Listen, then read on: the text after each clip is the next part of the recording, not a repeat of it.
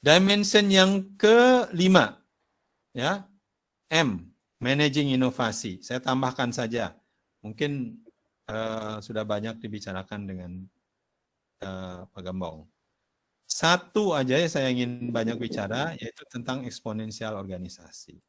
Yang saya harap salah satu dari topik tadi yang dia di grup yang monumental bisa ngambil eksponensial organisasi. Ya, eksponensial itu apa? Eksponensial growth, itu kita udah tahu. Kalau growth-nya standar, ya linear seperti ini. Kalau eksponensial, ya naik. Ya tentunya ini yang kita sebut disruptif. Ada bukunya yang khusus menjelaskan tentang bagaimana membentuk eksponensial organisasi. Ya, banyak sekali seperti Google, Netflix, Wase, itu Amazon, perusahaan-perusahaan yang eksplosif, ya, secara eksponensial. Ya, diceritakan bagaimana mencapai sana. Jadi, can we reach it? Apakah ini sesuatu yang bisa dicapai? Ya, ada 3 dimensi. Tentunya viable, desirable, and feasibility. Ya, solusinya ada di tengah ini. Harus ada inovasi di beberapa lini. Ya. Nah, kita lihat kenapa exponential opportunity exist sekarang.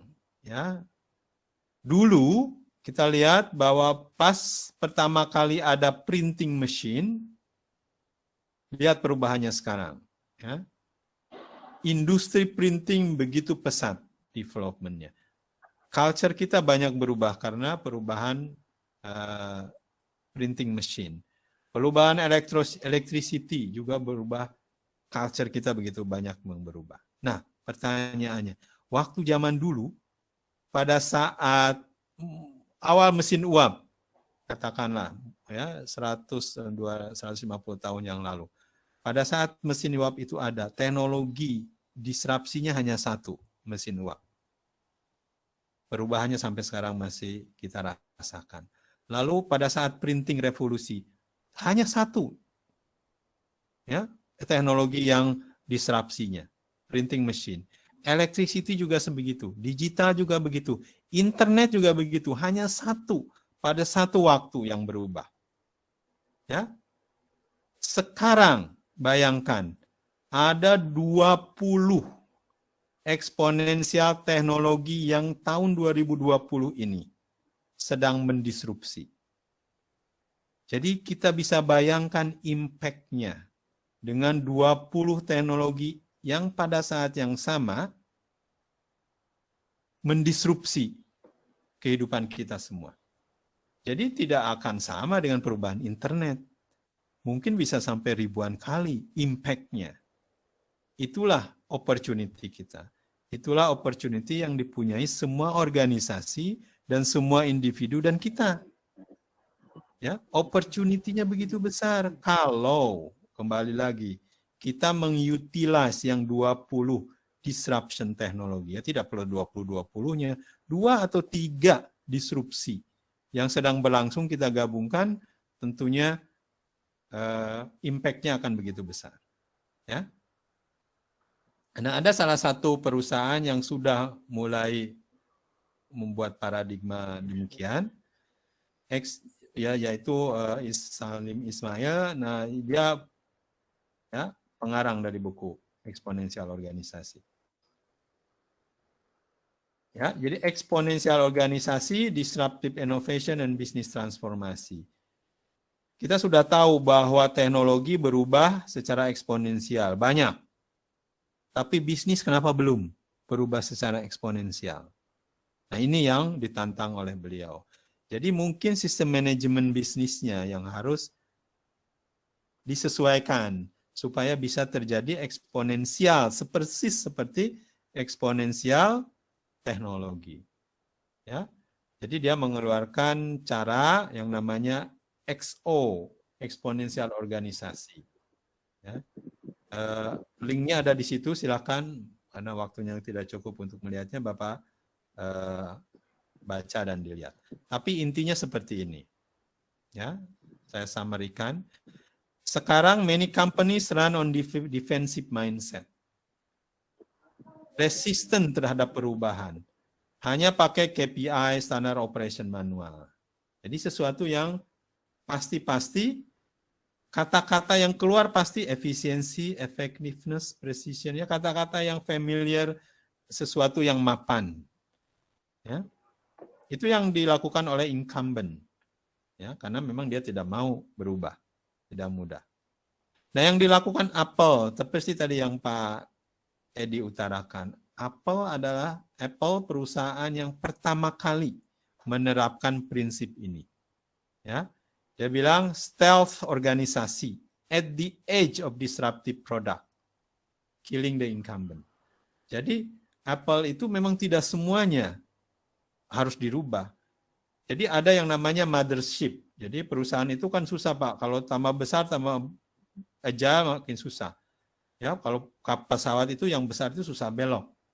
Tidak perlu semuanya. Jadi di ujungnya, yang dekat ke market, dia punya divisi khusus, kalau dibilang stealth. Jadi tidak ketahuan sama kompetitor. Jadi pas di depannya aja ada divisi khusus yang menangani tentang eksponensial organisasi atau eksponensial produk yang nanti akan mempenetrasi customer, pasar, dan kompetitor. Jadi supaya tidak diketahui kompetitor, makanya disebut stealth. So many organizations have reactive immune system. Nah itu yang masalahnya sebenarnya bagaimana supaya imun sistem di dalam organisasi ini tidak bertentangan, tidak mereaksi negatif terhadap divisi yang di depan ini. Itu yang dibuat oleh buku tadi. Ya. Jadi pertama kali, how do we fix that? Ya, how do we fix organisasi? How do we fix civilisasi? How do we fix the world? Perubahan mindset dari yang awalnya scarcity menjadi perubahan abundance. Jadi yang dulu, terutama mungkin di mining, ya pasti di mining mindsetnya masih mindset scarcity, sesuatu yang jarang. Wah, goldnya hanya ada di sini, itu sesuatu yang jarang. Jadi mindsetnya berubah jadi mindset abundance. Itulah salah satu yang harus dilakukan untuk mulai eksponensial organisasi. Mindsetnya menjadi mindset abundant, bahwa sesuatunya banyak yang kita akan distribusikan ke market. Ada 20 disrupsi teknologi yang running at the same time at the moment. Sehingga yang kita butuhkan adalah exosprint. Ya, exosprint itu ada 3 sprint.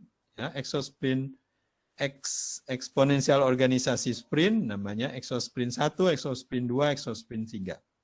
Jadi kalau kita sudah punya perusahaan yang memang begitu besar, yang akan kita tanda petik merubah secara eksponensial, pertama kali harus ada pemahaman tentang disruptif. Ya. Jadi mungkin 1 atau 2 hari top management terutama duduk bersama atau dikasih paparan atau pemahaman tentang disruptif teknologi di industrinya. Ya. Lalu yang kedua ada Exosprint 2, create disruptive startup. Jadi ada 2, bikin startup tentang 2 hal. Yang pertama startup tentang disruptif teknologi perusahaan. Jadi bikin perusahaan A, B, atau C yang di ujung tombak tentang disruptif teknologi yang akan merubah mothership, ya perusahaan yang sekarang ada. Lalu yang kedua bikin perusahaan-perusahaan yang akan mengefisiensikan ini, M, mothership. Tentunya tidak disruptif, tapi merubah cara kerja yang sekarang ada, ya. Ini C atau D.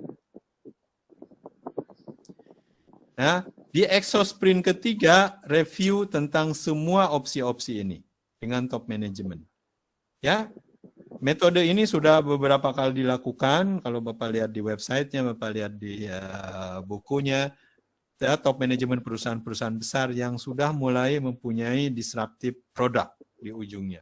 Ya, cara ini digunakan untuk setidaknya mempermudah perubahan imun sistem yang tadi tidak agak susah merubah. Ya, jadi dari EXO ke bisnis model Canvas. Jadi nanti hasil dari review tadi keluarnya adalah BMC. Ya, jadi diisi BMC-nya. Satu lagi yang perlu pada saat EXO Sprint 1 harus keluar yang namanya MTP. Ya, Massive Transformative Purpose. Apa itu? Ya dijelaskan di situ ada 10 item. Ya, 1, 2, 3, 4, 5 ini untuk eksternal, internal juga ada hal yang perlu diperhatikan. Saya tulis di situ semua hal yang perlu diperhatikan dalam MTP, ya, dan ujungnya adalah bisnis model Canvas eksponensial organisasi. Ya. Jadi pertama, problem yang di-solve pada saat kita buat eksponensial organisasi itu bukan hanya problem-problem biasa, tapi solve problem untuk masyarakat luas. Jadi efeknya bukan hanya buat 1-2 orang, tapi efeknya ribuan bahkan jutaan. Ya, solve problem on this kind. Itu eksponensial organisasi. Lalu yang kedua, harus punya information based offering. Jadi harus punya big data, database yang bisa di mining datanya. Ya. Yang ketiga, harus punya komunitas. Makanya saya sarankan salah satu dari proyek Bapak adalah buat komunitas. Karena komunitas itu akan menjadi salah satu yang akan membuat eksponensial organisasi. Lalu mau digital touch point, ya ini teknologi digital tentunya sudah aware semuanya. Lalu 5, 6, 7 sama semuanya tentang prosedur, lean approach, algoritma, kode, ini penting diusahakan di key partner, mungkin tidak internal, bisa eksternal, tapi menjadi bagian daripada tim. Ya, mungkin perusahaan lain, tapi dia ahli di coding. Kenapa perlu coding? Karena kita punya information based offering. Ya, semua data akan menjadi otomatisasi nantinya. Jadi harus kita bisa nge-track customer, semacam itu perlu. Dan leverage partner. Kalau bisa di-outsourcekan atau kalau bisa dibuat eksternal, tidak perlu internal, tidak punya aset dan sebagainya, very lean. Ya, itu sangat membantu perusahaan. Perusahaan makin banyak aset, makin berat. Ya, di dunia yang eksponensial.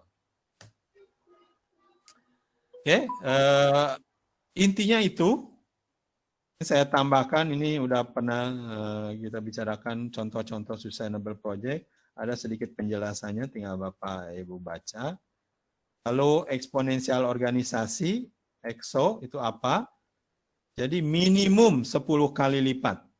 Itu adalah eksponensial organisasi. Jadi kalau tidak 10 kali lipat, ya tidak ada impact yang begitu besar ya, menurut Salama. Oke. 10 times larger. Jadi proyek-proyek Bapak saya harapkan tadi monumental itu artinya apa? 10 kali minimum efeknya. Jadi ada 10 ways. Ya.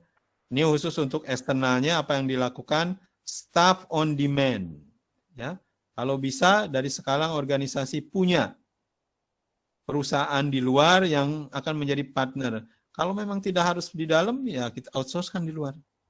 Tidak perlu semuanya harus ada di dalam. Ya ini artinya staff on demand. Lalu community and crowd, tadi punya komunitas dan dibina komunitasnya. Di dalam web atau di dalam web komunitas. Ya. Lalu algoritma, pastikan ada kemampuan algoritma baik internal maupun eksternal. Machine learning, artificial intelligence, hal yang semacam itu, ya, otomatisasi. Lalu leverage assets, own only what is critical to your business, outsource the rest. Ya, jangan berat dengan aset, karena nilai aset makin lama akan tidak meaningful, apalagi di digital komunitas. Lalu buat gamification to motivate behavior of our team atau external network. Gamifikasi sangat penting. Lalu internal ke dalam, Yang pertama interface, komunikasi dengan internal dan eksternal komunitas. Buat dashboard supaya bisa memonitor perubahan, improvement. Lakukan banyak eksperimental. Otonomi, allow your employees to do their best work. Ya, kembali lagi, terutama di Scrum, tadi yang tanggung jawab adalah tim. Jadi otonomi, tim itu bisa bekerja dengan sendirinya, bukan tergantung daripada leadernya. Otonomi penting, dan yang terakhir adalah sosial teknologi. Ya, komunikasi, interaksi segala macam dibantu dengan alat. Oke, itu tentang eksponensial teknologi, eksponensial organisasi, dan massive transformative purpose (MTP).